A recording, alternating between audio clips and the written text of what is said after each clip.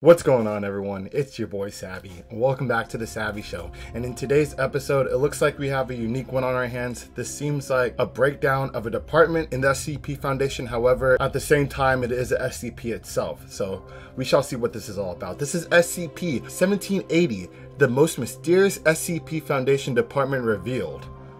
But at the same time as the SCP. What's going on here, man? This is going to be unique. Hopefully something cool. From what we've seen in the thumbnail, it looks like there's aliens. So maybe it's going to be some dimensional-esque department that handles, weird anomalies that goes through different dimensions, or maybe reality benders. Who knows? I have no idea. But like always, I'm going to find out today. So with that being said, if you guys are excited for this reaction and you do enjoy it along the way, please smash that like button. And also remember, smash the sub button if you're not already part of the family. And also hit that bell so you can stay plugged for each and every upload. And now, without any further ado, let's get this show started. Alrighty, SCP-1780, the most mysterious SCP Foundation department revealed. Lego. Time travel is complicated. After all, if it was simple and straightforward, then everyone would do it. Sure, on paper it sounds pretty easy to just take a quick jaunt back to 1890, kill baby Adolf, and avert World War II. Oh my god. Millions of lives saved before lunch, and surely the world would be all the better for it, right? But what if altering history didn't change the future, or the present as you knew it? What? Perhaps instead, you unknowingly created a new alternate timeline, branching universe off from the history you knew into somewhere different. Oh wow. Maybe in this new timeline, where you traveled back in time and killed Hitler, someone even worse rises to power and assumes control of Germany, before plunging the world into an even deadlier war. And even that is just one possible outcome of your singular action, only fitting in with one scientific theory of how the mechanics of time travel might work. Always thought that would be the case. Like, it's never that simple to go back in time and kill, like, a Hitler or a Stalin, because you never know, those ripple effects you make in time could change the whole landscape and someone else could rise to power. So time travel is always a fascinating topic to, dive deep in and actually, break down. With no certainty that it actually would happen like that. Yeah. Like we said, time travel is nowhere near as easy as it seems in movies with flying DeLoreans and cyborg assassins who always seem to keep coming back. No hoverboards? Keeping all that in mind, these big, perplexing questions about time travel and alternate timelines is the perfect segue into the focus of today's video. Introducing SCP-1780, which is, brace yourselves, a plastic nameplate. You know, the official business-like kind that you might find displayed on a desk in a fancy office. For real? Wait, that's it? All that talk of world ending and the disruption of multiple dimensional timelines is from this thing? You're probably wondering what on infinite Earths this trivial piece of office stationery could possibly have to do with the notion of time travel. How's that and we can tell you that the connection will likely surprise you. SCP-1780 itself appears pretty unassuming at first, showing signs of aging and damage from being buried for several decades. It's actually a nameplate. Wow. The first interesting detail of note, however, is that nameplates of this exact style were used in the offices of the SCP Foundation itself, from the year 1990 all the way up as recently as 2003. SCP-1780 sports the Foundation's emblem, and the lettering on it is still legible despite the wear and tear. While the name is redacted, the rest of it reads, PhD Chairperson, Temporal Anomalies Department. Okay, so what could be so important about a nameplate? Are the Foundation running so low on anomalies that they have to lock up a harmless piece of plastic from one of their very own offices? Not quite. You see, you have already missed the second most interesting detail about this particular nameplate. Oh? Not only does the redacted name not match any previous or existing staff member on their database, but the SCP Foundation has never even had a temporal anomalies department. Not in this timeline, anyway. As for a harmless nameplate, SCP-1780 is certainly anything but that. Of course, the nameplate itself does remain inactive if left alone, but when it is placed into a mount of appropriate size, then, well, it's not exactly easy to explain what happens, but we'll try our best, seeing as we're SCP explained after all. So you could hop to probably different parallel universes of ripple effects that people made in the past, jumping through time, maybe. Seems like that's the concept of this, nameplate. Placing SCP-1780 into a nameplate mount causes a temporal spatial anomaly to appear in the nearest doorway.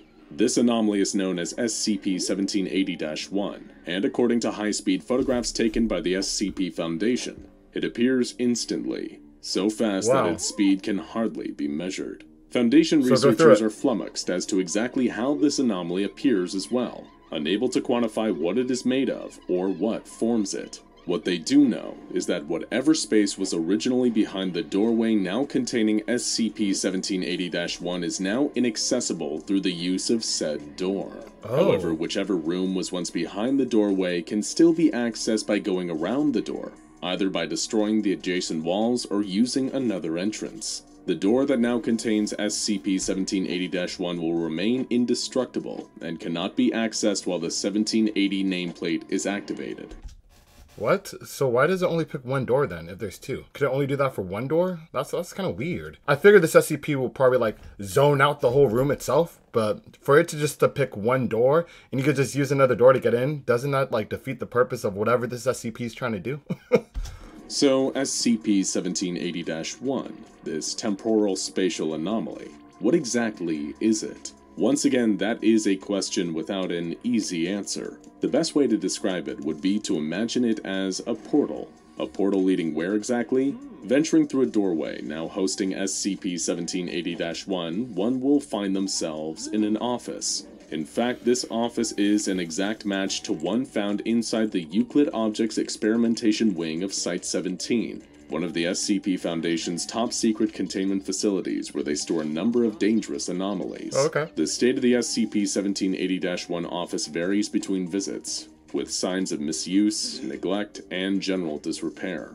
However, the interior of this office always contains the same items. Namely, there is standard office furniture, the same type and style as those purchased by the SCP Foundation during the renovation of Site-17 in 1995. There are also a number of whiteboards around the office, all with text and complex mathematical equations written on them. Okay. The room also contains a loaded Remington Model 870 shotgun, a copy of Oxford's Unabridged English Dictionary, and 3 copies of Time Life's Great Ages of Man, a history of the world's cultures. What the heck? Though strangely, This is so random. only one of these copies matches the history of the world we know.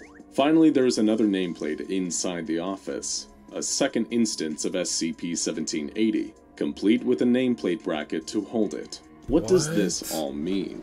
Is SCP-1780 capable of opening and closing portals to just this single office? And where or when is the SCP-1780-1 office? Is it a pocket dimension? A place in the future?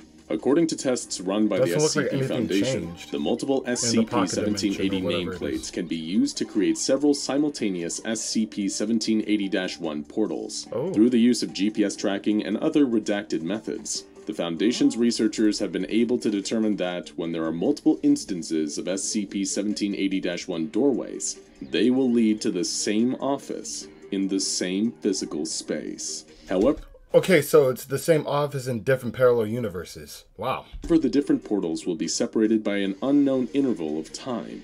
So, the leading theory is this. The office, SCP-1780-1, is somehow temporally displaced. It does not exist within its proper place in the linear timeline, and could instead be located somewhere outside time. Anything left inside the office space, like personal effects or even members of Foundation personnel that get left behind, will vanish if the portal is closed and reopened. Wow. As long as the doorway remains open, SCP-1780-1 will behave in harmony with the normal flow of time as we experience it. So where does the person go though when you shut the door? Do they jump through different parallel universes or the different portals that are open that has the nameplates inside? Is he just like hopping through each one? That would be kind of cool. But From the moment it closes, anyone left inside the office is considered irretrievable. But that isn't all. Around They'll 1 in probably every come 10 back. times that SCP-1780 is used to open the portal into the office, SCP-1780-1 will contain something else. Not just the items that usually appear in the office, but people. Well, that might be a bit of a stretch. They are humanoids at least, shaped like people. Referred to as SCP-1780-2, these entities vary dramatically in their appearance and behavior. probably from the different There is dimensions nevertheless one that was consistency trapped in to the them. room. They will all always claim to be personnel working for the SCP Foundation. Exactly, it's just different entities in the different portals, because the person shutting the door is probably happening through the other parallel universes that has the same door. So the different people occupying that said room will be jumping through each portal. So I'm assuming if you keep on opening and closing, there's a probability of that person from that said portal dimension will come back, you know? Like the D-class that just disappeared the first time around. Some of the SCP-1780-2 have alleged themselves to be Site-17 security staff, assigned to guard SCP-1780. These entities are usually passive and cooperative when existing Foundation security interacts with them. Others have made the assertion that they are field agents or researchers assigned to an unknown project. According to them, this project is focused on dealing with temporal anomalies. These SCP-1780-2s tend to behave drastically differently, and are often far more unpredictable. In some cases, they have even been hostile towards Foundation personnel, and have even self-terminated when efforts have been made to contain them. Self-terminated? Yo, what? Oh my god, what's going on? The third and final type of SCP-1780-2 entity seems to be singularly unique, even with its own designation. SCP-1780-2A. Oh. This entity refers to itself by the name Dr. Thaddeus Zynak. Thaddeus? When questioned by the Foundation, will refuse to give any information at all. A number of times personnel have asked this Dr. Zynak about his origins, the goals of his research, even where or when he came from, and every time he hasn't told them anything of use. SCP-1780-2A cannot be captured either, and seems to have an in-depth first-hand knowledge of the Foundation. He is able to predict all their containment tactics for hostile humanoids, and has used this foresight to evade any attempt to capture him for further questioning. Wow. Right now, there are probably a million questions popping into your head. Is the SCP-1780-1 office part of a branching timeline? Are the entities within Foundation agents from an alternate history, trapped and displaced in time? Yep. Well, some of the answers we may never know, but some might be found in SCP-1780-3, the name given to a document that has often also been found within the SCP-1780-1 office space. Much like the rest of the furniture and stationery inside SCP-1780-1, this document seems to be from the SCP Foundation itself, printed on their letterhead from around 1998. The author of this document appears to have been SCP-1780-2A, Dr. Thaddeus Zynak himself. Somehow, either as an intentional booby trap or as some sort of side effect from the temporal displacement of the office, SCP-1780-3 has anomalous properties on the reverse side of the paper. After being accidentally exposed to this effect, a Foundation agent disappeared and was presumed dead, only to reappear within the office space 14 years later as an instance of SCP-1780-2. Bro, that's crazy. So it seems like every object within the space that has that nameplate is a portal itself, or has some residue of the said portal that can make you, get back into the room, but might be in a different timeline or time itself. That's why so many years pass and he's still in that endless cycle. Damn. Appearing to have not physically changed one bit in all that time. Don't age. As for the contents of the SCP-1780-3 document, it appears to be an introductory letter and orientation materials composed by Dr. Thaddeus Zynak, and intended for the special project team investigating temporal anomalies. Anyone that reads the full document has suffered the same fate as the other agent, disappearing through unknown means. However, the Foundation has kept a hard copy of the document in storage, with the reverse obscured to prevent its anomalous effect. Nice. An excerpt of Dr. Zynak's letter is also kept on file, available to read to those who hold adequate security clearance. In this letter, Dr. Zynak explains that there are, in fact, multiple different timelines. According to him, of all the timelines to exist, many have their own version of the SCP Foundation or another similar organization. But only a few of these other alternate foundations have a specific department dedicated to studying time-based anomalies. That is why there is no Temporal Anomalies department in the SCP Foundation as we know it. It could be possible that Dr. Thaddeus Zynak and all the other SCP-1780-2s are staff from a different version of the Foundation that exists on a different timeline. The letter continues, as Dr. Zynak claims that everything you know about temporal dynamics is fundamentally flawed. Despite what even I might tell you, paradoxes do exist. Loosely defined, a temporal paradox is any situation arising from an interpretation in an ordered sequence of events, which requires that two contradictory outcomes be held as true by the universe simultaneously. Wow. That sounds awfully verbose and complicated, but what he means is, a time paradox occurs when something disrupts the flow of a timeline. This then effectively splits the timeline into two streams, creating a pair of similar yet slightly different timelines that continue to flow parallel with each other. You see, we experience time as a single path, a straight line. Now imagine that path in front of you had multiple other paths branching off of it. Whichever way you choose to walk, a different choice means you might have ended up walking on another branch path that is similar, but will always be separate, distinct, and different. So literally just dropping a watch or your wallet or your phone will just create a whole new timeline. And it's still the same, but it's just different.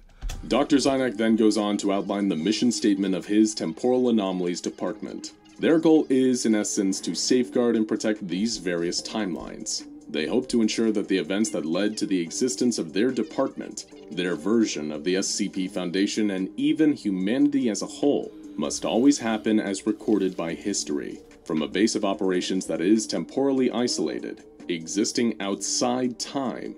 Dr. Zynak and the Temporal Anomalies Department intend to keep the history of human civilization consistent and prevent any and all possible future threats that might bring about the end of the world as we know it. Sheesh. So there we have it. SCP-1780. That was a doozy. An unassuming nameplate that opens a portal to an office outside of time itself. An office belonging to a Foundation department that doesn't exist in this timeline, but whose mission is to protect ours and every other branching path of possibilities. Wow. Like we said before, That is. time travel. It's pretty complicated. Now go check out SCP-5000-Y. Oh my god, man. That was crazy. I didn't think it would be that complicated. But, I mean, this was really cool. There's a lot of questions that are left to be answered. However, I feel like I got the grasp of the whole concept of this SCP/department. Oh, man, these SCPs are so unique. It's crazy. If you guys enjoyed this, though, please remember by smashing that like button for me. And also smash the sub button if you're not part of the family. And let me know in the comment section below what you thought about this SCP. And if you were almost as confused as me towards the middle, beginning, or end. And remember, hit that notification bell so you don't miss an upload. And unfortunately, that concludes today's episode. However, I'll catch you guys on the next one.